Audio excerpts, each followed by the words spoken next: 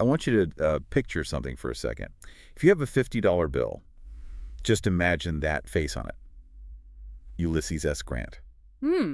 Stern, very serious. Totally. It's a heavy face. You look at that and you see, well, you see victory. You see the Union General, the president, a man who, looks like he never had a doubt in his life. The perfect marble statue, the great man of history, right? Unshakable. Exactly. But today, we're taking a sledgehammer to that statue. We're doing a deep dive into a source called Ulysses S. Grant. Broken didn't mean finished. And honestly, the title barely scratches the surface. It really doesn't, because the story in here, it just completely flips that image on its head.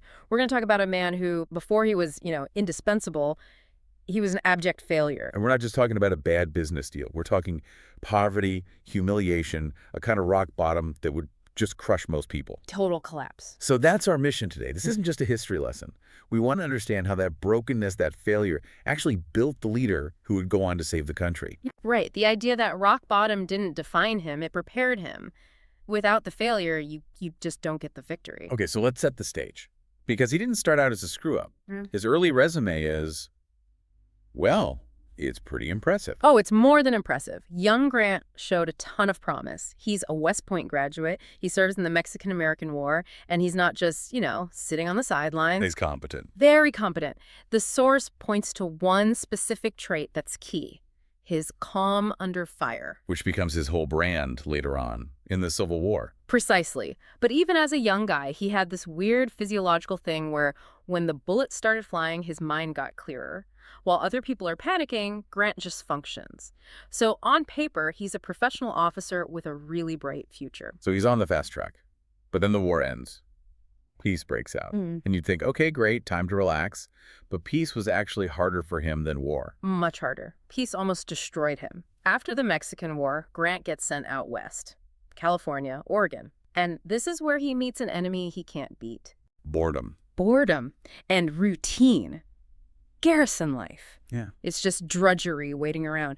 For a guy like Grant who thrived in chaos, that routine was like poison. But the real killer was the isolation. He was away from his family. Thousands of miles. He missed the birth of his second son because he literally could not afford to bring his wife, Julia, out west. He's trying to start all these little side businesses. Like farming potatoes, I think? Potatoes, shipping ice, anything to make a buck, and every single venture fails. He's lonely, he's broke, and he feels completely useless. And that brings us to the elephant in the room, the drinking. You can't really talk about Grant without talking about the alcohol rumors. No, you can't. But the way this source frames it is really important. It's nuanced. It wasn't just, random partying. It was directly tied to that lack of purpose. So he was self-medicating his depression. Exactly. When Grant had a mission or when his family was around, the bottle pretty much stayed on the shelf. But in those long, empty nights at some remote fort, that's when the demons came out. And in the Army, reputation is everything. And his was getting shredded. The rumors start swirling. Grant's a drunk. It got so bad that in 1854, his CO basically gives him an ultimatum. You can face a court-martial or you can resign. Right now. So he just quits. He resigns. He leaves under a cloud of embarrassment. And just think about that for a second. The Army was his whole identity. He was Captain Grant. He takes that uniform off, and who is he? Just a guy in his early 30s with a family to feed and no real-world job skills. None. He's completely adrift. And that leads us to what's known as the St. Louis years. And if you want a picture of rock bottom, this is it. I feel like this is the chapter everyone skips. They go from the Mexican War straight to the Civil War. But this gap, this is where the suffering is. Oh, absolutely. He tries farming on land owned by his father-in-law. He builds a log cabin with his own hands. He even names the farm Hardscrabble. Hardscrabble, wow. Talk about on the nose. It was the truth. The farm was a complete disaster. Bad weather, bad crops, he gets malaria. Just one thing after another. He's working himself to the bone and just sinking deeper into debt. There is this one image from the source that I can't shake it. It's the future president of the United States. Yeah. Selling firewood on a street corner in St. Louis. It's a shocking image, isn't it? It is. You have to picture it. He's wearing his old faded army coat because he can't afford a new one. He's got a cart of wood he chopped himself, and he's selling it to people who, probably used to salute him. Just total humiliation. He'd run into old West Point classmates, successful guys, and he wouldn't even hide. He'd just tip his hat. But inside, it had to be eating him alive. And it gets worse, Because on top of the poverty, he's got this awful family dynamic. We have to talk about his father-in-law, Colonel Frederick Dent. Oh, yes, the father-in-law. This guy sounds like a movie villain. He really does. Dent was this wealthy, proud, Southern slaveholder, very status conscious, and he made it crystal clear he thought Grant was a complete and utter failure. The source quotes him telling his own daughter that she married a man too poor to provide for her. That's just... And Grant is living on this guy's land, depending on him. So eventually he has to give up the farm. And that leads to the final indignity. He has to go crawl to his own father for a job. Right. And his father, Jesse, had always been critical of him. He gives Grant a job in the family leather goods store in Galena, Illinois. But, and this is the real kicker, Grant has to take orders from his two younger brothers. Ouch. The war hero is now the clerk, answering to his little brothers. He's sweeping floors, writing invoices. I mean, he has been stripped of everything. His rank, his independence, his pride. This is the pivot point of the whole story. In the middle of all this misery, there's a moment in 1857 that shows he wasn't completely broken. And it involves a pond watch and a man named William Jones. This is the story that just gives you chills. It really reveals the man's core character. So it's Christmas, 1857. Grant has no money. I mean, zero. He pawns his gold watch for $22 just to buy presents for his kids. $22, that is desperate. It is. But at that exact same time, Grant legally owned a slave, a man named William Jones, who he got from his father-in-law. Okay, and we need to look at the money here because it's really important for what happens next. It's critical. In 1857, a healthy male slave was a huge financial asset. The source says Jones was worth at least $1,000. Which, in today's money, is what, $30,000? Roughly, yeah. So put yourself in his shoes. You are pawning your watch for 20 bucks, but you have an asset, and I'm using heavy air quotes there, worth 30 grand. Selling William Jones would have solved everything. Everything. Pays off the debts, food on the table, probably gets his father-in-law off his back. It was the smart financial move. But he doesn't do it. He doesn't. He walks into a courthouse and signs a document of manumission. He sets William Jones free. For how much? For nothing. Zero. That is just, it's stunning. Why? From a pure survival standpoint, why do that? Because it tells you everything about his internal code. The source argues this is when Grant becomes a great man. Not at Vicksburg, but in that courthouse. He chose to stay poor rather than profit from a system he knew was wrong. It's one thing to have principles when you're comfortable. It's another thing entirely when your kids need Christmas presents. Exactly. It shows that while he was broken on the outside, his moral compass was rock solid. Okay, so he keeps his soul, but he's still a clerk in a leather store. Then 1861 comes around, the Civil War starts. And the story we usually get is, Grant suits up and immediately becomes a hero. Which is a complete myth. The reality was so much harder, you'd think the Army would be desperate for trained officers. Of course. They needed anybody with experience. But Grant couldn't get a call back. He wrote letters to Washington offering his services. Nothing. He went to Cincinnati to try to meet with George McClellan, who was the big star general at the time. The young Napoleon. That's the one. And McClellan basically snubbed him, kept him waiting in a hotel lobby for 2 days, and then just blew him off. To McClellan, Grant was just some washed-up clerk with a drinking problem. It's incredible how history completely flipped that dynamic. Isn't it? But at the time, Grant had to just swallow his pride again. He ended up taking a job nobody else wanted, commanding this unruly volunteer regiment from Illinois. He had to start at the absolute bottom. So let's go back to the alcohol for a second. Mm-hmm. Because now he's in the war. The pressure is immense. You'd think that stress would be a huge trigger.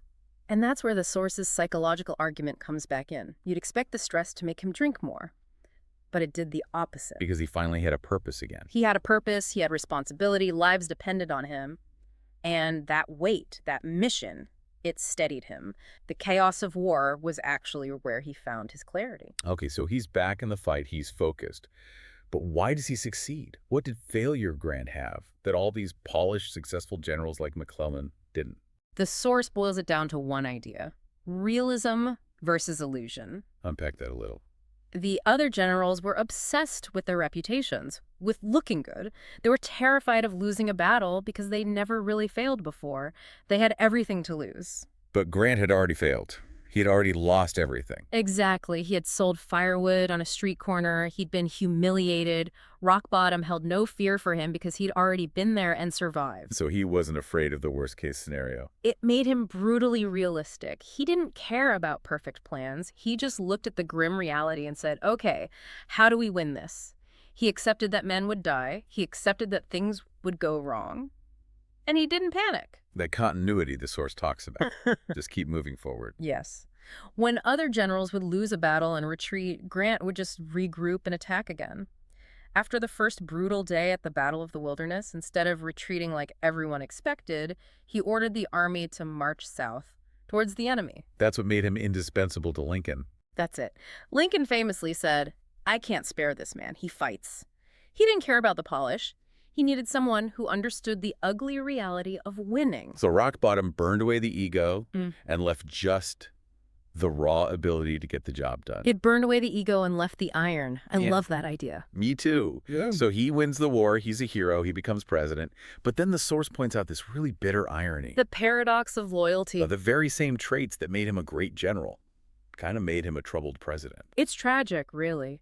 Grant never forgot anyone who was kind to him when he was down, and he never forgot anyone who abandoned him. So when he got power, he wanted to take care of his friends. He refused to abandon anyone. He was loyal to a fault. The problem is, in Washington, some of your friends are just crooks waiting for an opportunity. And his administration was filled with corruption scandals. It was. Not because Grant himself was corrupt. He was honest, like with the William Jones situation.